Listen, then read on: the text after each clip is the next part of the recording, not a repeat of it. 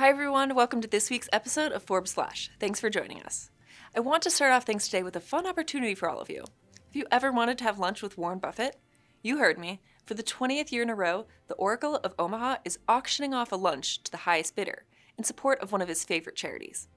Fortunately for most of you, bids have already hit a record of $3.5 million, and anyways, bidding ends today. Lunch with Buffett has been a super successful tradition, raising more than $30 million over the years to support Glide, a San Francisco organization whose mission is to break the cycle of poverty. According to Buffett, this money, quote, makes a difference, and it translates into human beings finding that there's hope in life and that something better is there. Talk about a power lunch. Speaking of billionaires, let's go across the pond to visit Britain's James Dyson, best known for his vacuums, and more recently, blow dryers. His latest project is electric cars. Before you say, but wait, Elon Musk has that covered, hear me out. Dyson is not only a talented engineer, but he's obsessed with motors and batteries.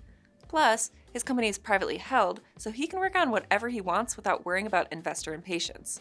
His specificity when it comes to building products is unparalleled. He was said to make over 5,000 prototypes of his first vacuum, which would be beneficial when it comes to building cars, a notoriously tricky task. Think of it like the tortoise and the hare. Dyson is clearly approaching the project from a methodical, scalable approach, but will Musk's more rapid approach beat him out? I'm excited to watch it all come to fruition. Next up, one of the biggest stories of the week happened Wednesday when Robert Mueller spoke publicly about his report for the first time. The biggest insight? That he followed Justice Department policy that prohibits indicting a sitting president. But he also said this, quote, "If we had had confidence that the president clearly did not commit a crime, we would have said so." Trump took that as a wrap, tweeting, "The case is closed, thank you." But congressional Democrats didn't feel the same way. They're hoping to conduct their own investigation. And yes, the word impeachment is being thrown around. Mueller won't be a part of any of it. He is ending the special counsel's office and won't testify beyond what's in the report. I know we'll be getting a lot of comments online about that last segment, so I strategically chose this next story to come next. A new study says that the US is out of step with global efforts to fight hate speech online. The report comes as officials from countries around the world gathered this week in Canada to discuss approaches to holding online platforms accountable for protecting users' privacy and combating the distribution of fake news.